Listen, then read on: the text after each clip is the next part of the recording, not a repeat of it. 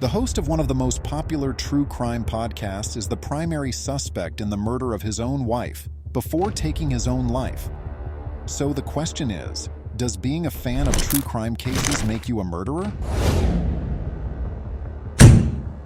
On Tuesday, July 16th, a suitcase containing the dismembered body of a 33-year-old woman was found in Newfoundland, Canada. So the Role Playing Constabulary has deemed a suspicious death in St. John's a homicide.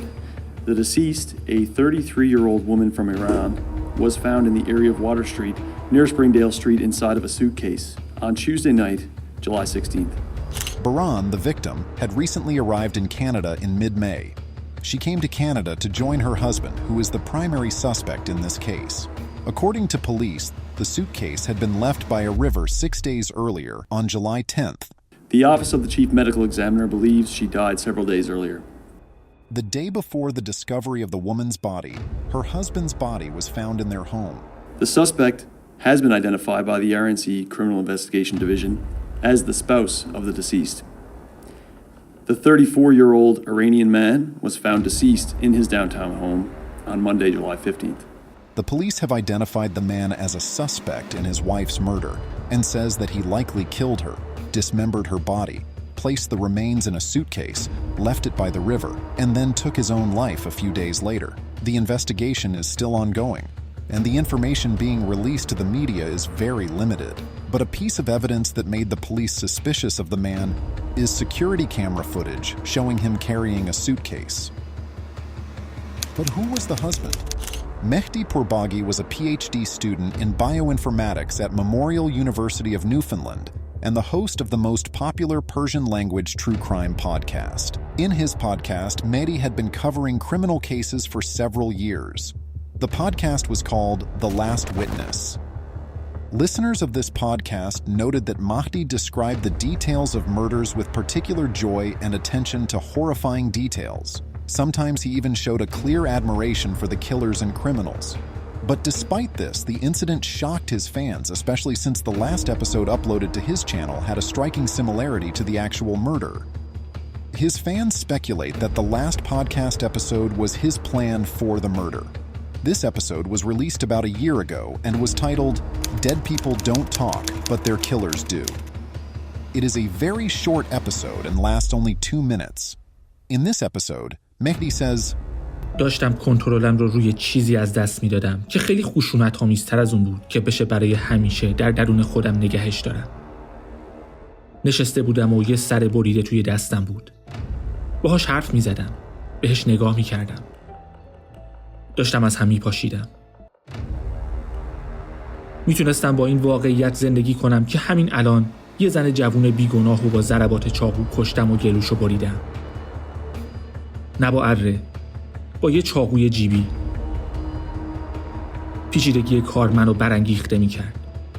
روش موشکافانه‌ای که با اون مشکلات بالقوه رو حتی قبل از اینکه پیش بیان برطرف میکردم. قتل و مرگ همیشه برای من جذابیت داشت. مرگ ناگهانی و خون ریزی. نیویورک سرد و دلگیر بود، اما اشکالی نداشت چون با حس و حال خودم همخونی داشت. دنیا داشت تاریک میشد. میتونستم بیشتر و بیشتر احساسش کنم. تو گرگومیش نیویورک کنار دودکش میشستم و به این فکر میکردم که خودم رو از اون بالا پرت کنم پایین. یه نیرویی وجود داشت که آدما رو از من دور میکرد. یه نفر میخواست من نابود بشم. مرده ها حرف نمیزنن، اما قاتلاشون چرا؟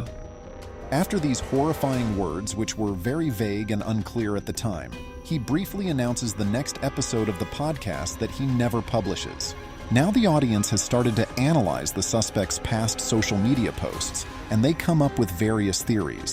But before reviewing these theories, it's important to understand Mehdi's thoughts. In one of his posts from August 2020, Mehdi says, "Our aim is to show that people who commit such horrific crimes were, at least at some point in their lives, ordinary or healthy individuals, and there might be similar people around us with the same behavioral patterns, who, if ignored, might follow a similar path.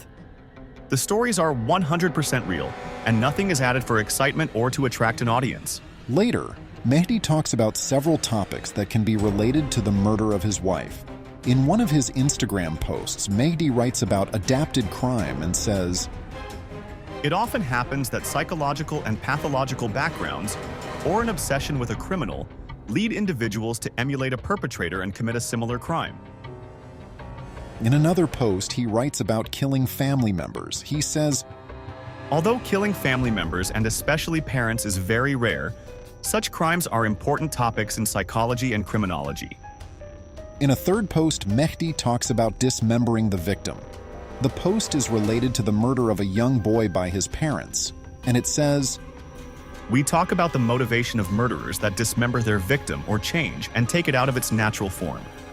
Based on his podcast episodes and social media posts, speculators have developed 3 theories that may explain the murder case. One of the audience's theories is that the podcast host was inherently a killer and was sublimating his inner desires for murder by recording podcasts about criminal cases. The American Psychological Association defines sublimation as a defense mechanism in which unacceptable sexual or aggressive drives are unconsciously channeled into socially acceptable modes of expression and redirected into new, learned behaviors, which indirectly provide some satisfaction for the original drives. If this theory is true, Mehdi started his podcast because of his internal urge to commit crime. But he probably then realized at some point that merely following criminal cases wasn't enough for him. This is why he stopped recording podcasts and committed murder a year later. Another group of listeners believes that Mehdi was an ordinary person with common interests like all of us, but he was immersed in criminal cases for years. This immersion was so much that his hobby had a negative impact on him, and ultimately turning him into a killer. The third theory says that another person that we are unaware of was involved in this case. In his last podcast, Mehdi talked about murdering a young and innocent woman, which could be referring to his wife, Baran. If this is the case, we understand that this third person was connected to Mehdi himself. Friends and acquaintances of Mehdi say that before his wife came to Canada, no one knew he was married to Baran in Iran, and everyone thought he had a girlfriend in Canada. But after his wife arrived, Mehdi's Facebook and Instagram profile pictures suddenly became couple photos. He wrote romantic messages to his wife, thanking her for making him smile even after 11 years. Mehdi even frequently posted pictures of the two of them together. Some people speculate that his wife was posting these pictures because she had discovered that there was another person involved. So, Baran wanted to portray that she had a happy marriage life with Mehdi. At least 2 former students at Memorial University confirmed the presence of another woman in Mehdi's life. This other woman was also a student at the Memorial University. A journalist's investigation reveals that Mehdi had not been faithful to his young wife after moving to Canada and had different girlfriends at various times, and Baran was aware of these relationships from afar. In his report, the journalist wrote that Baran was a beautician in Iran, working in a waxing salon. Baran thought Mehdi was still the weak person he used to be and believed she could control him after she went to Canada. But obviously, things didn't go as planned by Baran.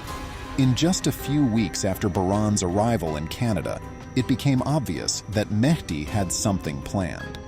According to one of Mehdi's acquaintances, a few days before the tragic events, Mehdi told everyone that his wife had returned to Iran.